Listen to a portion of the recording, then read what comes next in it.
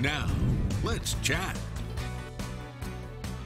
Let's chat indeed. Let's Good morning. chat. Good morning. Happy Monday. Happy Monday to you. Hope you had a wonderful, wonderful weekend. We're glad you're here. Starting off a brand new week on the 17th day of June. June is flying by. Really, the whole year seems to be flying by, Yeah, doesn't it? it's crazy. Remember hearing as a kid, the older you get, the quicker the years will pass by, and you're thinking when you're 16, nah, that'll never happen. It's true. It certainly It's very does true. happen. I hope it doesn't get any faster. 91 years have sadly passed away for Glenn Draper, who was a music icon here in town. I've known Dr. Draper since I was a pup. Literally, since I was a pup. He passed away just a couple of days ago. Came to Chattanooga in 1968, spent more than 30 years as the director of all the choral activities and the professor of music right here at UTC. He founded the Chamber Singers, the Singing Mocks, the Chattanooga Singers, and so many more. Of course, radio legend Earl Friedenberg. Did I say that right? Friedenberg. Yes. Remembers Draper's passion for his singers, and he quoted in remembrance, he enticed students to join by offering them free Crystal hamburgers and Cokes. Many did not have time to eat, so he'd feed them during class just to get them to sign up. He'd feed them. Let me tell you, Glenn Draper could suck the oxygen out of a room like few other people could. If you had any musical ability and Dr. Draper walked into the room, bam.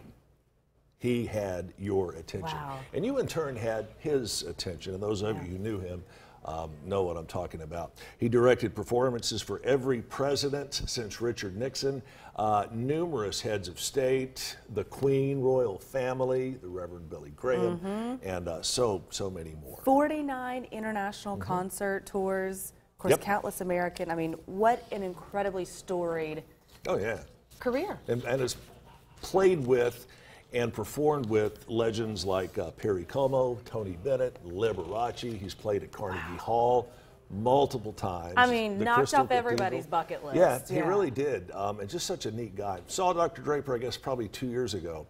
I think it was just before you started on Let's Chat, we had a thing where Lee Greenwood was in town doing a signing out at Barnes & Noble. Go out there, and who's Lee Greenwood talking to? Dr. Draper and his beautiful wife, Lunell. Certainly some great people. Wonderful. Big loss to the Chattanooga music world. Absolutely. Yes. Next up, we have an expensive piece of clothing. You wouldn't look, well, I was going to say you wouldn't look good in it, but that's not true. It's an expensive piece of clothing, and it is a very historic piece of clothing.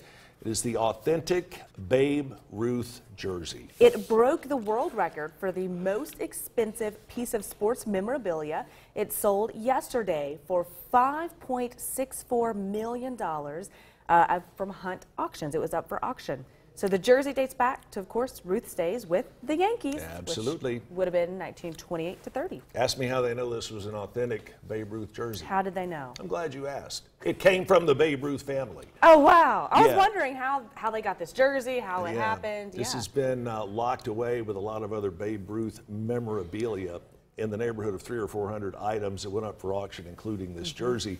And no, they have not announced the buyer's name as of yet. Hard to imagine that Babe Ruth, you know, you hear about the people who have surpassed his 714 home runs. But let me tell you, he held a single season home run record from 1927 all the way up through 1961. What a great, I mean, he had a very long career. The Babe. Of course, had 4 World Series titles. Yep. I'm a big baseball fan, so he was grew up incredible. loving Babe Ruth. I No mean, doubt about the it. legend.